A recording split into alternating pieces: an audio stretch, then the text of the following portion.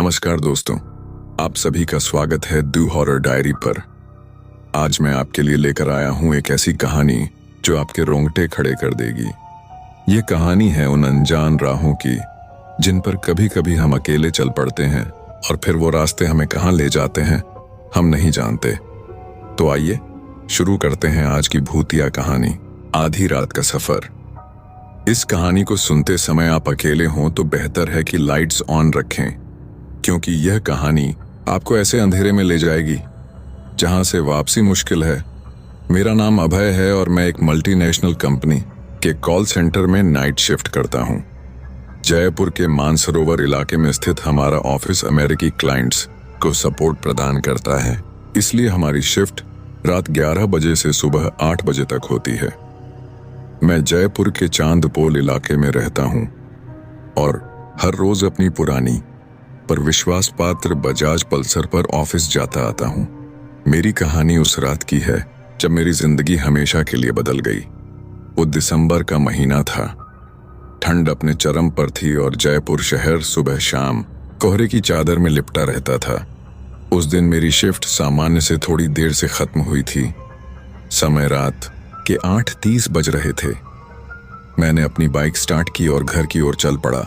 उस दिन मैं अपने सामान्य रूट के बजाय दिल्ली जयपुर हाईवे NH11A से जाने का फैसला किया। मैंने सोचा कि रात में हाईवे खाली होगा और मैं जल्दी घर पहुंच जाऊंगा। मेरे इस फैसले ने मेरी जिंदगी में एक ऐसा मोड़ लाया जिसकी मैंने कभी कल्पना भी नहीं की थी। हाईवे पर पहुंचते ही मुझे एहसास हुआ कि आज का मौसम कुछ अलग था। कोहरा इतना गहरा था कि मेरी बाइक की हेडलाइट की रोशनी भी मुश्किल से 10-15 फीट दूर तक ही जा पा रही थी। ठंडी हवा मेरे जैकेट के अंदर तक घुस रही थी, मगर मैंने अपनी गति कम नहीं की। समय 9:15 हो चुका था और मुझे लगभग 20 किलोमीटर और तय करना था। हाईवे पर ट्रैफिक लगभग न के बराबर था। कभी कभार कोई ट्रक या कार गुजर जाती, फिर सन्नाटा छा जाता। मैं रेडियो पर अपना पसंदीदा गाना सुन रहा था जब अचानक मेरी बाइक हकलाने लगी और कुछ ही पलों में बंद हो गई। मैंने कई बार स्टार्ट करने की कोशिश की, लेकिन वह फिर से चालू नहीं हुई। क्या हुआ इसे? अभी तो पेट्रोल भी भरवाया था, मैंने सोचा। मैंने अपने मोबाइल फोन से टॉर्च जलाई और बाइक को चेक किया। सब कुछ ठीक लग रहा था, लेकिन बाइक स्टार्ट नहीं हो रही थी। मैंने आसपास नजर दौड़ाई। कोई पेट्रोल पंप या मैकेनिक की दुकान नजर नहीं आई। सिर्फ सुनसान हाईवे और घना कोहरा था चारों तरफ। मैंने अपने फोन पर नेटवर्क चेक किया, कोई सिग्नल नहीं। अब मेरे पास दो ही विकल्प थे, या तो अपनी बाइक को धकेलते हुए चलूं या फिर किसी लिफ्ट का इंतजार करूं। मैंने अपनी बाइक को सड़क के किनारे खड़ा किया और अंगूठा दिखाकर लिफ्ट मांगने लगा। लगभग 20 मिनट बीत गए, लेकिन कोई भी वाहन नहीं रुका। तभी दूर से एक ट्रक की हेडलाइट दिखाई दी। मैंने हाथ हिलाकर उसे रोकने की कोशिश की और अचानक वह ट्रक मेरे पास आकर रुक गया। ट्रक काफी पुराना था, 1990 के दशक का टाटा मॉडल। ड्राइवर ने खिड़की से बाहर झांका। वह एक 50-55 साल का व्यक्ति था, जिसकी दाढ़ी सफेद हो चली थी और चेहरे पर गहरी झुर्रियां थीं। क्या हुआ बाबू? उसने राजस्थानी लहजे में पूछा। भैया, मेरी बाइक खराब हो गई है, क्या आप मुझे चांदपोल तक छोड़ सकते हैं? मैंने विनम्रता से पूछा। हाँ, बैठ जाओ, उसने कहा। फिर एक पल रुककर बोला, पर एक बात बताऊं, मैं सीधा चांदपोल नहीं जा रहा हूं। मुझे आमिर के पास से होकर जाना होगा, वहां से तुम्हें थोड़ा और चलना पड़ेगा। मैंने राहत की सांस ली। कोई बात नहीं भैया, जहां तक आप ले जा सकते हैं वहीं तक सही। मैंने अपनी बाइक को सड़क के किनारे एक पेड़ के नीचे छिपा दिया और एक पत्थर से उसकी लोकेशन मार्क कर दी। फिर मैं ट्रक पर चढ़ गया। ड्राइवर ने ट्रक स्टार्ट किया और हम चल पड़े। मैंने उसका नाम पूछा। रामलाल, उसने संक्षिप्त जवाब दिया। फिर बोला, तुम इतनी रात गए हाईवे पर अकेले क्या कर रहे थे? मैंने उसे बताया कि मैं कॉल सेंटर में नाइट शिफ्ट करता हूं और आज थोड़ी देर से निकला था। अच्छा, उसने सिर्फ इतना कहा और फिर कुछ देर चुप रहा। हम दोनों के बीच अजीब सी खामोशी छा गई। बाहर का दृश्य अब पूरी तरह बदल चुका था। हम हाईवे से हटकर एक कच्ची सड़क पर चल रहे थे। मुझे कुछ अजीब लगा, लेकिन मैंने सोचा कि शायद यह शॉर्टकट होगा। भैया, यह रास्ता कहाँ जाता है? मैंने पूछा।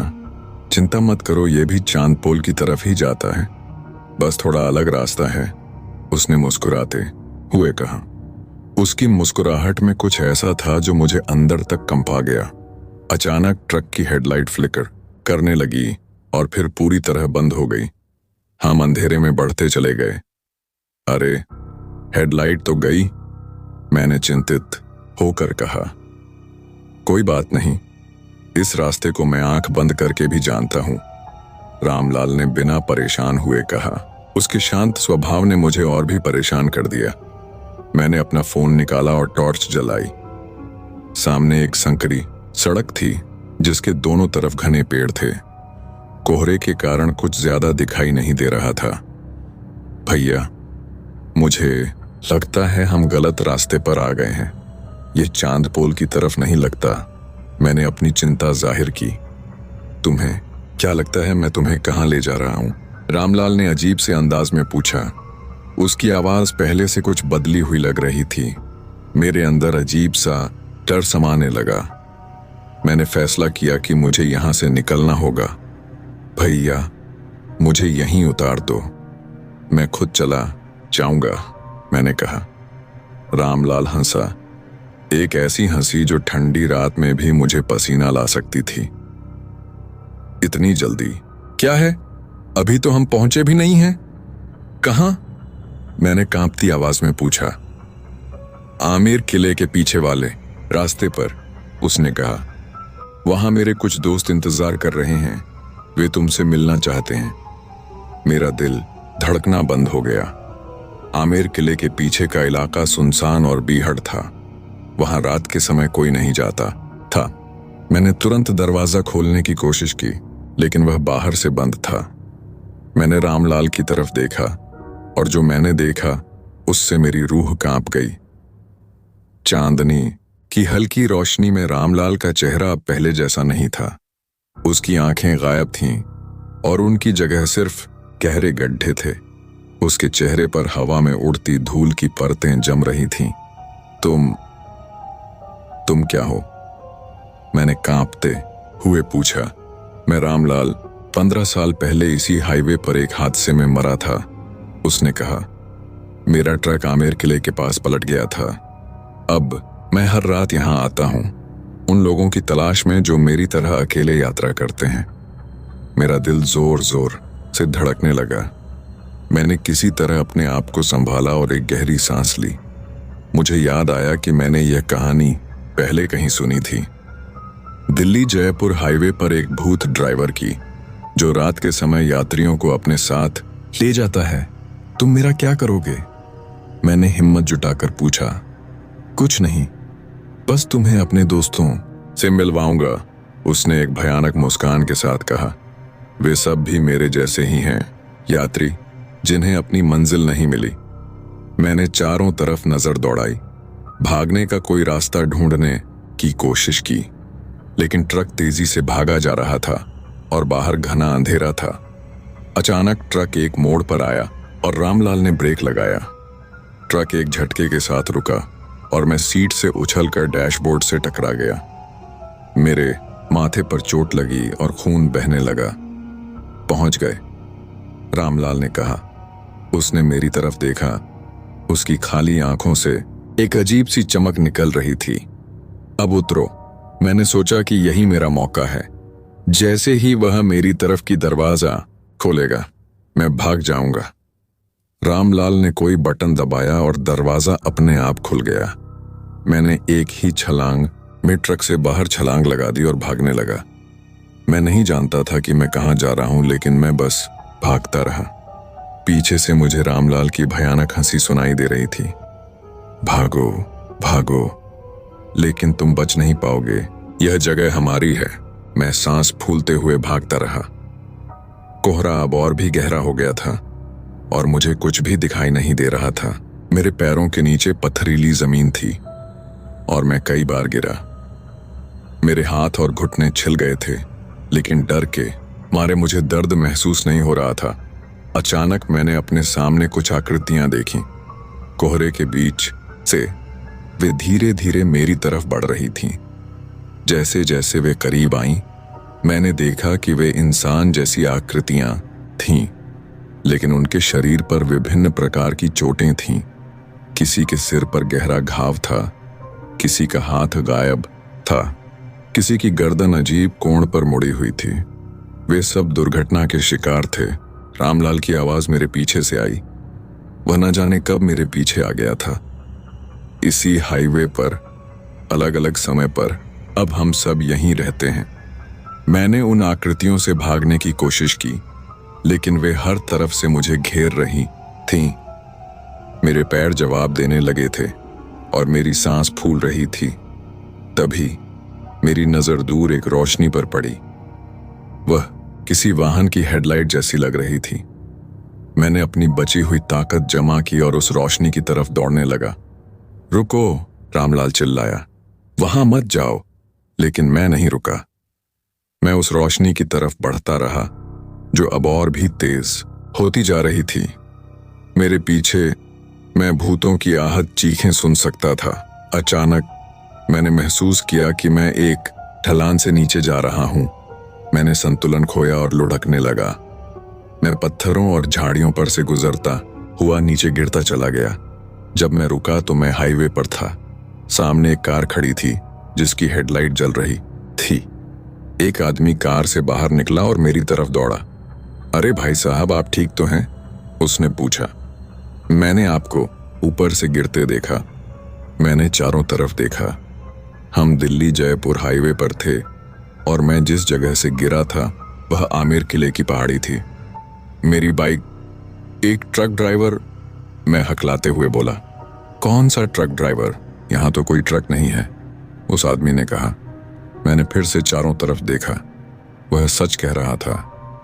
कोई ट्रक नहीं था, सिर्फ उसकी कार और हाईवे का सुनसान विस्तार। क्या आप मुझे चांदपोल तक छोड़ सकते हैं?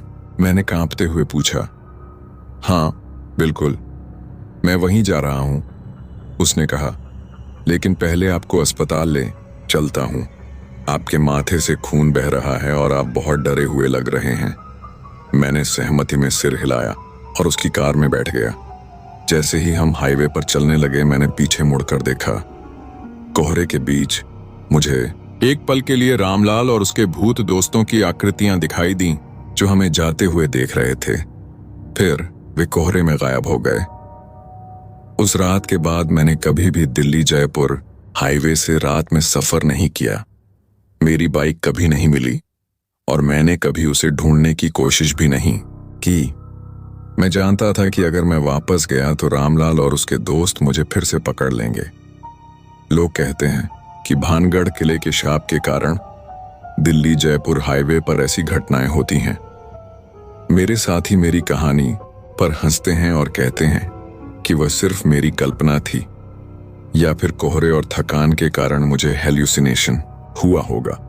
लेकिन मैं जानता हूं कि जो मैंने देखा और अनुभव किया वह वास्तविक था। और अगर आप कभी दिल्ली जयपुर हाईवे से गुजरें, खासकर रात के समय, तो सावधान रहें, क्योंकि रामलाल और उसके दोस्त वहां आपका इंतजार कर रहे होंगे, अकेले यात्रियों की तलाश में। दोस्तों, आशा करता हूं कि आपने आधी रात का सफर की इस भूतिया कहानी का आनंद लिया होगा। अगर आपको यह कहानी पसंद आई तो कृपया इस वीडियो को लाइक करें, चैनल को सब्सक्राइब करें और अपने दोस्तों के साथ शेयर करें। आपके अगले वीडियो में हम फिर एक नई और रोमांचक भूतिया कहानी के साथ हाजिर होंगे।